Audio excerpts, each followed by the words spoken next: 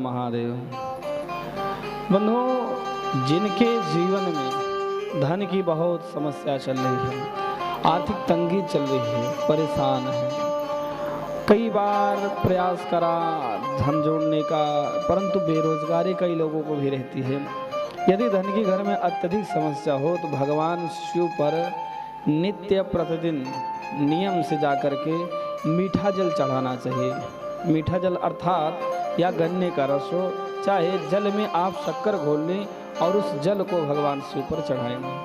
यदि आप ऐसा लगातार करते हैं तो आपको भगवान शिव धन संपत्ति ऐश्वर्य बल बुद्धि सब प्रदान करेंगे। मेरे महादेव बड़े दयालु हैं, बड़े कृपालु हैं शिव जी। इसलिए आप सभी बंधुओं को धन की जिनको इच्छा है, जिनके पास धन की कमी है, उन्हें शिव की शरण में जाना चाहिए और शिव की शरण में जा करके उन्हें शिव जी पर मीठा जल चढ़ाना चाहिए, जिससे उन्हें धन की प्राप्ति हो सके। बोलो हर हर महादेव। भगवान महादेव की माया बड़ी प्रबल है। इस संसार में जो भी कोई आता है वो भगवान की माया से उलझ जाता है, परंतु वह जीव धन्य है जो भगवान की माया से परे होकर के भगवान की प्राप्ति करता है। देखो प्यारे, भगवान की प्राप्ति का आज के कलयुग में बहुत बड़ा विषय बन चुका है। इसलिए विषय बन चुका है क्योंकि जो भगवान शिव हैं, मेरे महादेव हैं, इनके पास जाने पर भगवान की जो माया है वह दूर हो जाती है, क्योंकि इनका नाम महादेव है, देवों के देव हैं। इनकी पूजा साकार रूप में, निराकार रूप में, दोनों रूपों में हुआ करती है। इसलिए सभी बंधुओं को, सभी भक्तों को, स्त्री पुरुष नर नारी सबको भगवान शिव की शरण में जाना चाहिए। और जो शिव की शरण में जाते हैं वे सदा सुखी रहते हैं, उनका सदा कल्याण होता है। जितने भी जीव हैं, चाहे पशु पक्षी नर किन्नर मानव, सब भगवान शिव की शरण में रहने चाहिए। एक समय की बात है कि क्या हुआ कि भूत प्रेत सभी रोते रोते भगवान शिव की शरण में पहुँचे। बोले भोलेनाथ, हे महादेव, हम क्या करें प्रभु, जहाँ भी हम जिसके घर में जाते हैं प्रभु वही छूछक्का करवा के और मंत्र बुलवा के प्रभु हमें पकड़ के बोतल में बंद करके दबवा देता है। भगवान यदि हमें सृष्टि में रखना ही नहीं था तो बनाया क्यों। प्रभु हम बड़े दुखित हैं। भगवान शिव ने कहा आप मेरी शरण में आओ, आप मेरे साथ रहो। भगवान शिव ने सबको शरण में ले लिया। एक दिन की बात है कि सांप बिच्छू सब रोते रोते पहुँचे। बोले प्रभु हम जिसके घर जामे वही हमारा मुँह को चल के थुथड़ के फेंक दे। अब प्रभु हम कहाँ जावें। भगवान ने कहा तुम भी मेरी शरण में आ जाओ। इस प्रकार जो इसका कोई सहारा नहीं होता, जिसका कोई मानने वाला नहीं होता, जिसके ऊपर कोई दया नहीं करता, उसके ऊपर मेरे नाथ, नाथों के नाथ भोलेनाथ दया करते हैं। वो भोलेनाथ बड़े दयालु हैं। इसलिए जिसे प्रभु की माया से बचना है, जिसे भगवान शिव की माया से हट करके दूर जाना है, महादेव की शरणों में पहुंचना है, वो जो है भगवान शिव के पंचाक्षर मंत्र का जाप करें और महादेव के शरण में जाए, उसके सारे दुख दूर हो जाएंगे। बोलो हर हर महादेव। महादेव की चरणों में जाने के लिए मैं आपको एक कथा सुनाऊं। इस संसार में सबको मोह हो जाता है, किसी न किसी को मोह होना तो जरूरी, लेकिन ये सबको मोह हुआ है। ऐसा कोई बचा नहीं जिसको मोह ना हुआ। जब तक व्यक्ति शिव की शरण में नहीं जाता तब तक उसका मोह दूर नहीं होता है, अर्थात उसकी माया दूर नहीं होती है।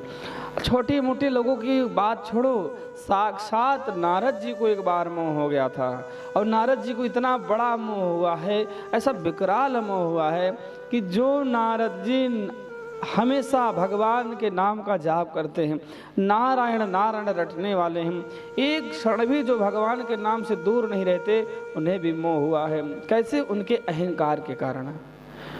बंधु जिसको जिसको अहंकार हुआ है प्यारे, वह जरूर दुख को प्राप्त हुआ है और इसे दुख ग्रसित करता है, महान दुख को जाता है। इसलिए व्यक्ति को चाहिए कि अहंकार से दूर हो। जितना आप अहंकार से दूर होंगे उतना ही आप सुख प्राप्त करेंगे। एक समय की बात है, कहते हैं कि नारद जी विचरण कर रहे थे। हिमगिरे गुहा एकवत पावन बह समीप सुर सरे सुहावन।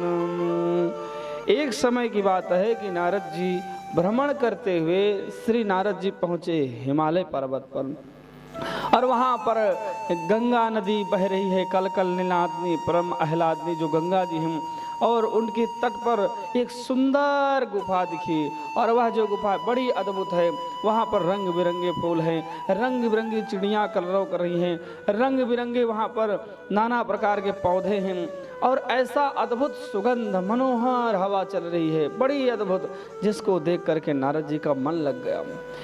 देखो कई जगह ऐसी होती है कि ना चाहते भी आपका मन लग जाता है, आप कितना भी चाहो बचना चाहो परंतु आपका मन लग ही जाता है। कुछ ऐसे स्थान होते हैं, ऐसे ही नारद जी का मन लगा वहाँ पर। नारद जी बैठ गए और बैठ करके प्रभु का ध्यान लगाया है और श्रीमन नारायण का जाप करके जैसे प्राणायाम को खींचा। नारद जी जो 2 घड़ी से ज़्यादा कहीं टिक नहीं सकते थे, आज नारद जी की समाधि लगी, अखंड समाधि। इधर नारद जी की समाधि लगी, उधर इंद्रदेव परेशान हो गए। सिंहासन पर जो सत्ता में बैठे इंद्र वे परेशान हुए, उनको चिंता हुई, क्या यदि यह महात्मा एक जगह रुक गया, एक जगह टिक गया तो हमारी गद्दी चली जाएगी। इसलिए कुछ ऐसा उपाय करूं कि जो महात्मा जी हैं, ये नारद जी हैं, इनकी तपस्या भंग हो जाए।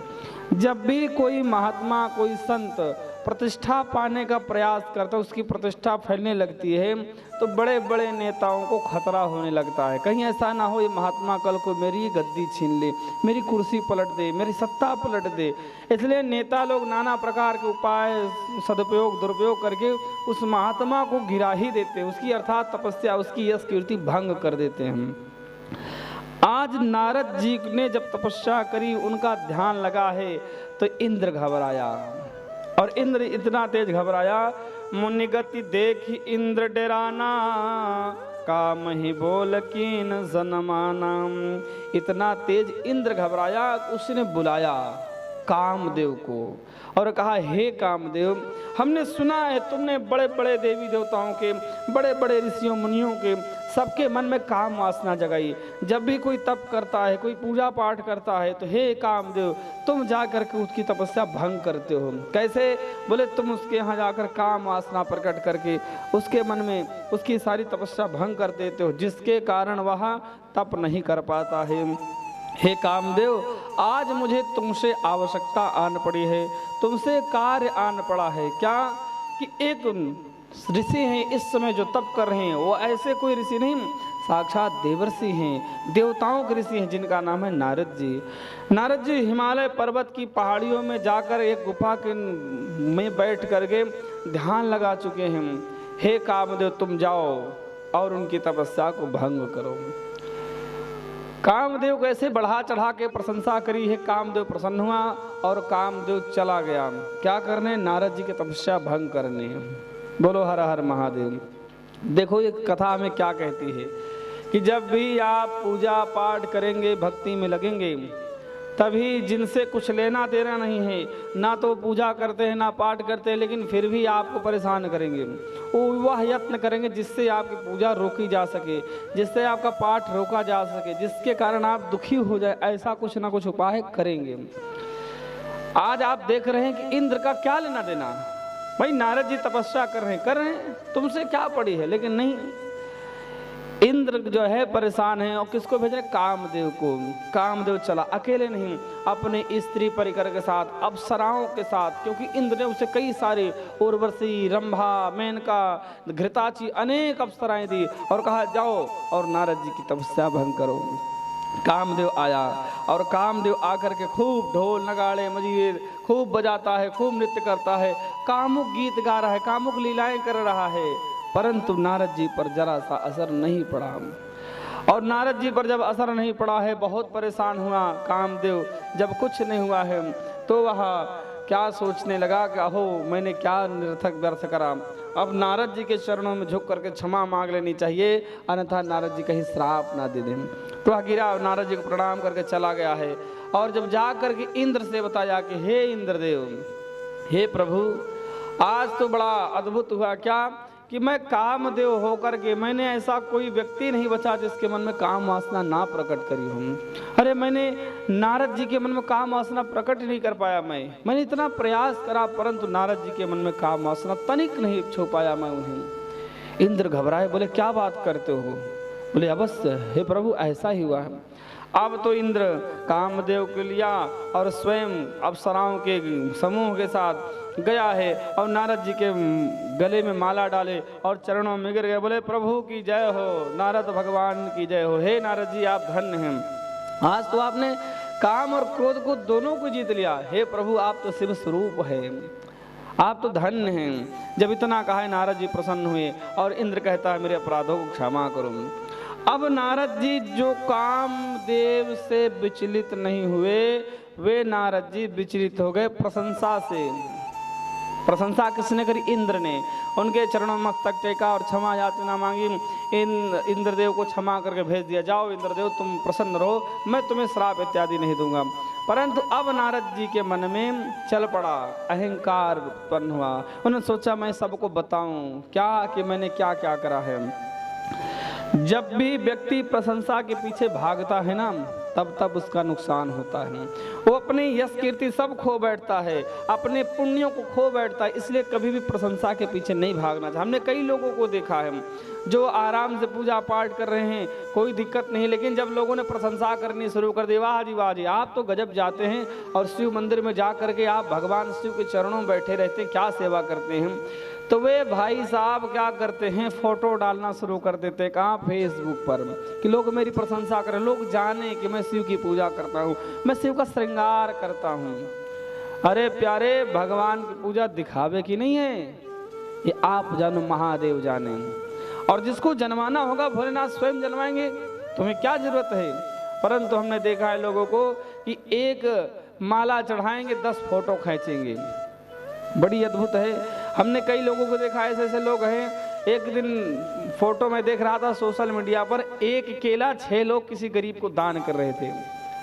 तो ये क्या है? ये दिखावे के चक्कर में हर कोई परेशान हो गया है। और दिखावा लोग क्यों करते हैं? क्योंकि उन्हें प्रशंसा चाहिए, उन्हें प्रशंसा चाहिए, ताकि लोग जो है उन्हें कहें कि दानी है, ये पूजा पाठ करने वाले हैं।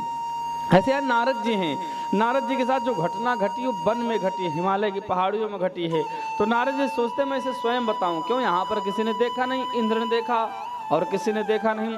तो वे सीधे जो है कैलाश पर्वत पर भगवान शिव से मिलने गए। क्यों? वहीं हिमालय की पहाड़ियों में थे, तो बोले मैं कैलाश पर्वत पर चलता हूँ, भगवान शिव से मिलता हूँ।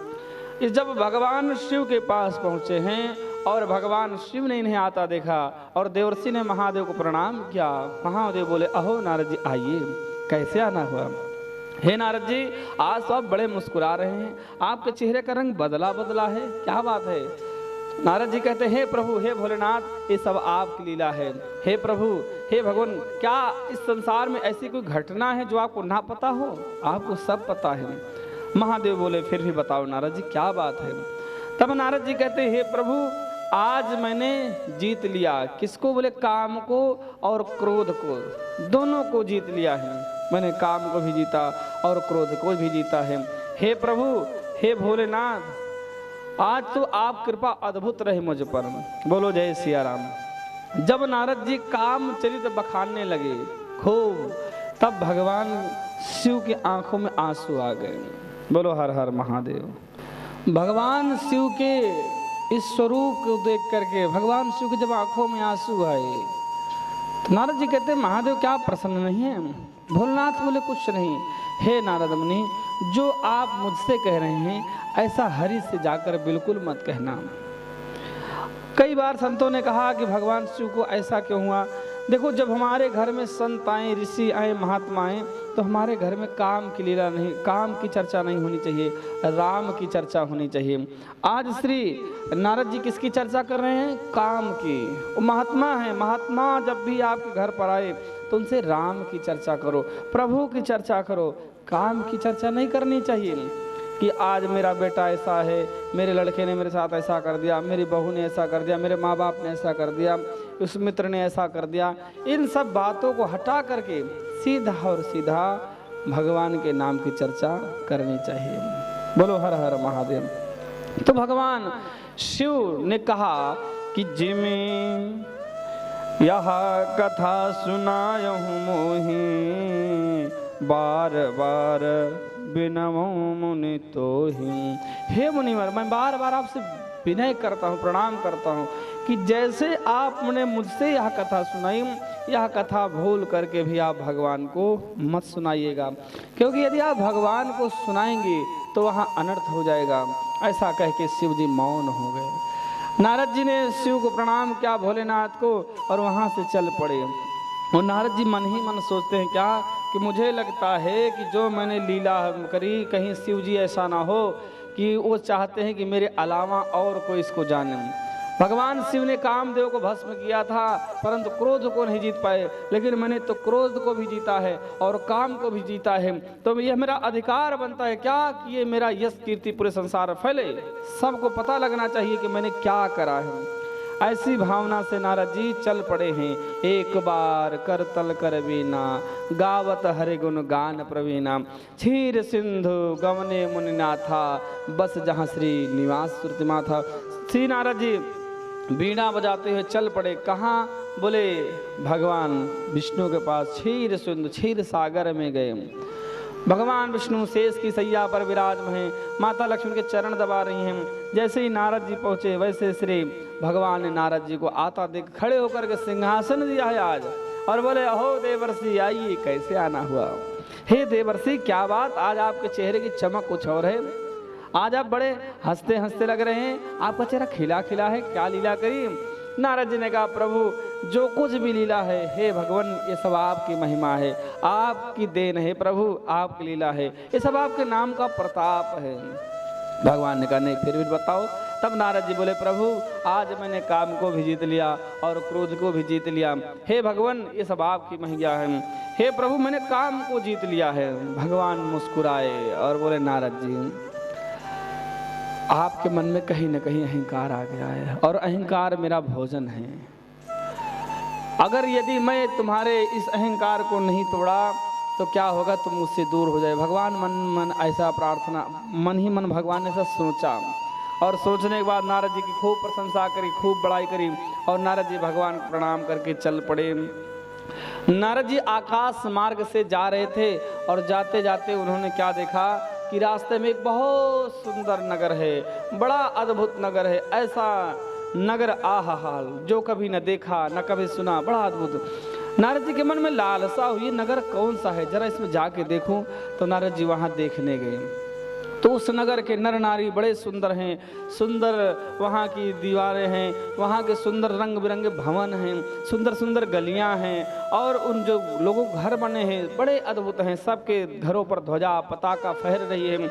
वहाँ के जो नर नारी हैं बड़े सुंदर सुंदर वस्त्र पहने हैं, बहुत ही सुंदर सुंदर नर नारी हैं। यह देख करके नारद जी को बड़ा आश्चर्य हुआ, अहो एक ऐसा अद्भुत नगर है, बड़ा प्यारा लगता है।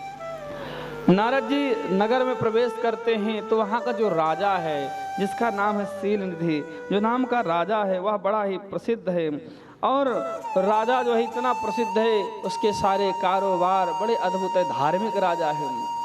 नारद जी जब उसके यहाँ गए तो उसने नारद जी को प्रणाम किया और खूब स्वागत करा है, और कहा कि हे नारद जी आप धन्य हैं, आप बड़े ही अच्छे अवसर पे आए। नारद जी ने कहा कैसे?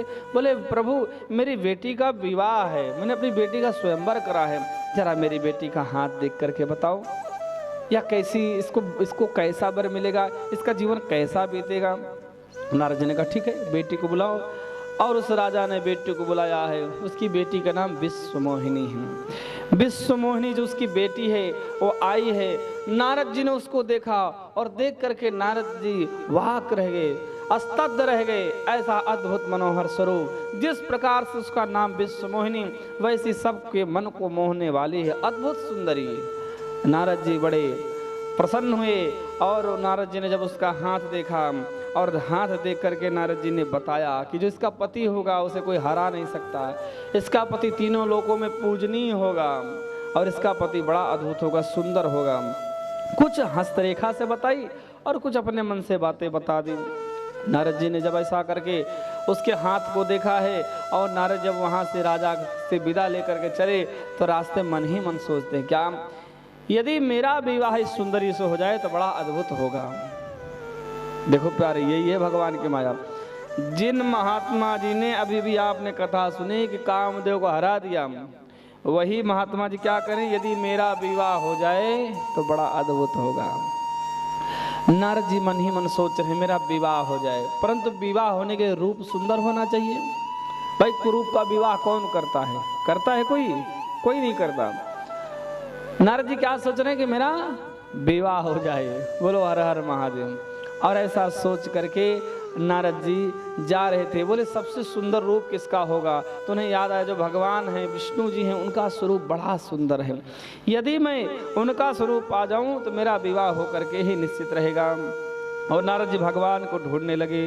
भगवान कौतुक बस रास्ते में प्रकट हो गए और बोले कहो नारद जी क्या बात है, आप इतने उदास क्यों दिख रहे? कहाँ भागे भागे जा रहे हो? कहाँ से आ रहे हो?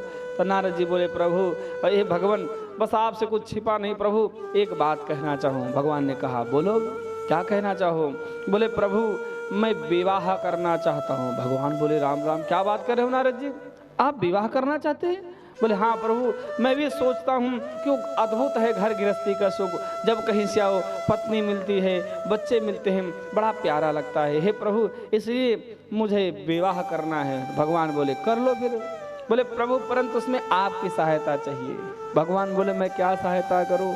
बोले भगवान आपन रूप देहु प्रभु मोहि, आन भाति नहीं पावऊं ओहि। बोले हे प्रभु मुझे अपना रूप दे दो। क्यों? बोले आन भाते पायऊं नहीं ओहि, और किसी भांति में उसे नहीं पा सकता हूँ। हे प्रभु इसलिए आप मुझे अपना स्वरूप दे दो। भगवान बोले वाह नारद जी। और नारद जी ने इस चौपाई के बाद क्या कहा? जहि विध होहि नाथ हित मोरा, करहूँ सुबेगे दास मैं तोरा। हे प्रभु जैसे मेरा हित हो वैसे आप उपाय करो। तो भगवान बोले हे नारद जी चिंता मत करो। क्या कि जिम बालक राखे महतारी, जिस तरह से एक माँ अपने बच्चे की रक्षा करती है, जिस प्रकार से एक वैद्य रोगी की रक्षा करता है, वैसे मैं तुम्हारी रक्षा करूंगा। और भगवान ने कहा यो मस्तु जाओ, मैंने तुम्हें अपना स्वरूप दे दिया। और नारद जी चल पड़े हैं। देखो प्यारे, भगवान सदैव हमारी रक्षा करते हैं और जिस प्रकार से हमारा हित होता है भगवान उसी प्रकार से करते हैं। इसलिए अगर यदि आप मंदिर जाएं, भगवान शिव के मंदिर में जाएं, तो चलते समय कहीं यथा योग्यम तथा कुरु, हे प्रभु मैं जिस योग्य हूँ मुझे उस योग्य करिए। बोलो हर हर महादेव। ऐसा विचार करके करना चाहिए। आज नारद जी ने भी भगवान विष्णु से कहा कि आपन रूप देहु मोहि, हे प्रभु अपना स्वरूप दे दो। और हे भगवान, हे प्रभु जिस प्रकार से मेरा हित हो ऐसा उपाय करो। भगवान ने एवमस्तु कह दिया और नारद जी चल पड़े। नारद जी आए हैं, राजा के यहाँ स्वयंवर लगा है और नारद जी सबसे आगे बैठ गए स्वयंवर में। और मन ही मन सोच रहे हैं इस स्वयंवर में सबसे सुंदर तो बोलो मैं ही हूँ। और जब सबसे सुंदर मैं हूँ तो राजकुमारी आएगी सबसे पहले मुझे वर्ण कर दी। काहे बेचारी चक्कर काटेगी माला लेकर के, कभी उनके पास कभी उनके पास, इसलिए मैं आगे ही बैठ जाता हूँ। नारद जी जहाँ बैठे वहीं पर पीछे शिव के दो गण बैठे थे। शिव के दो गण आपस में मुस्कुरा रहे हैं। भाई देखो आजकल सब लोग ब्याह करने आ जाते हैं। भाई सबको विवाह करने की इच्छा होती है, विवाह का लड्डू ऐसा ये सब कोई खाना चाहता है, नाना प्रकार की बातें करते हैं। परंतु नारद जी बढ़िया सज धज करके बैठे हैं और मन ही मन सोच रहे हैं राजकुमारी आएगी तो सबसे पहले मुझे ही बर के ले जाएगी। राजकुमारी जब आई है और नारद जी के जब स्वरूप को देखा है तो उसका मन खिन्न हो गया, क्योंकि नारद जी का जो चेहरा था बंदर का हो गया था। बोलो हर हर महादेव। नारद जी का चेहरा किसका हो गया? बंदर का। ऐसा चेहरा देख करके राजकुमारी खिन्न होगी, आगे बढ़ गई। आगे जब राजकुमारों को ढूंढने लगी तो नारद जी ने सोचा किसी ने शायद देखा नहीं, और जब लगा कि देखा नहीं तो नारद जी ऐसे करते, उचकते, उठते, बैठते, परंतु उसने फिर भी नारद जी को नहीं देखा। तो इस बार नारद जी और आगे आके बैठ गए कि अब तो डाल देगी माला, फिर भी नहीं डाला। और जो शिव के गण हैं बार बार हंस रहे थे नारद जी को देख करके। इतने में क्या हुआ, एक सुंदर राजकुमार आया और उसने सुंदर जो राजकुमार था आया और राजकुमारी ने उसके गले में माला डाली और राजकुमारी को लेकर के चल दिया। अब नारद जी पछता रहे हैं, ओहो मैंने क्या करा, जीवन में पहली बार तो विवाह करने की इच्छा हुई, मैंने भगवान से स्वरूप भी मांग लिया फिर भी विवाह नहीं हुआ। बड़ी खतरा है, क्या करें। अब नारद जी उदास होकर जा रहे थे तो क्या हुआ कि रास्ते में वही शिव के गण मिल गए जो दोनों बैठे थे। वे हंसे, बोले नारद जी हुआ नहीं क्या विवाह मुनिवर, क्या बात खाली हाथ आ गए। बोलो हर हर महादेव। क्या बात महाराज खाली हाथ आ गए। तब नारद जी कहते हैं अब क्या बताएं, नहीं हुआ तो नहीं हुआ। तो इन्होंने कहा अरे प्रभु विवाह होने के लिए सुंदर चेहरा चाहिए। तो नारद जी बोले मेरे चेहरे में क्या हुआ। बोले जरा पानी में देखो एक बार अपनी शकल, और हंसी खिलखिला करके।